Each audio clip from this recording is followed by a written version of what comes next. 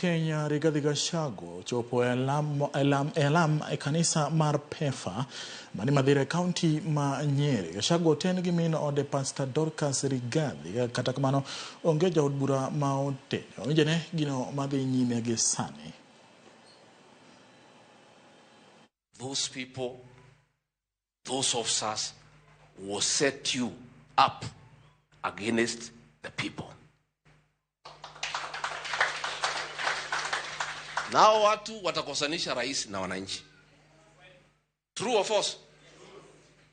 Nyinyi mkifikiria mna siasa mnacheza hapo. Ati kwa sababu hii program Rigathi Gachagua ndio anaongoza, amepata umaarufu. Ati mfungue zile vilabu zilikuwa zinauza pombe baya, ndio watoto waanze kukufa. Mtakuwa mnamhujumu na kumkosea Rais William Ruto na serikali yake.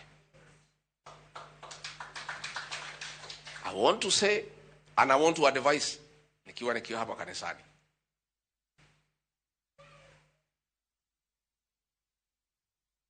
The popularity or otherwise of our administration will depend on the interference or non-interference with the war against illicit brews. These people, the women, our children, parents have been very happy with the government. Kwa sababu watoto wetu walikuwa wanapotea. Nyinyi mkikaa hapo, mtumie wabunge ambao wamepotea njia. Ate mfungue vilabu zile zilikuwa zinauza pombe baya ya kuua watoto.